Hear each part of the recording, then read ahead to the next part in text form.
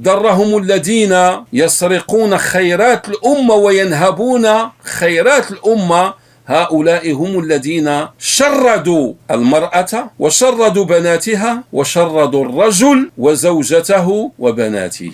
إلى جينا الأمثلة ألقاو شحال من راجل مسكين طلقت منه زوجته، علاش؟ لأنه ما بقاش خدام. كيفاش ما بقاش خدام؟ الأسباب ديال الطرد من العمل ولات كثيرة اليوم، والحيل اللي ولاو كيديروها أرباب الشركات والعمال والمصانع مع الخدامة باش يتخلصوا منهم كثيرة جدا، ويجدون سندا من أناس نافذين في مواقع القرار. منين هذا الرجل كيتطرد من العمل ديالو؟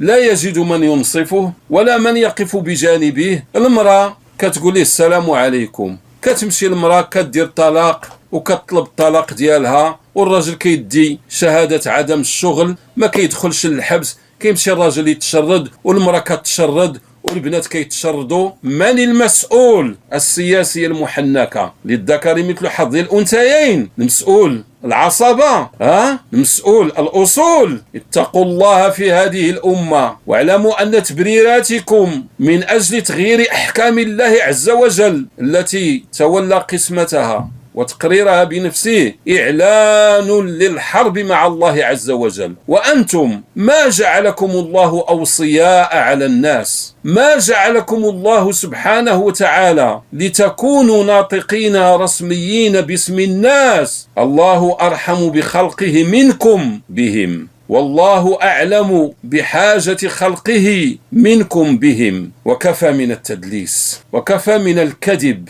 وكفى من تسويق الوهم، وكفى من البطولات الخرافية.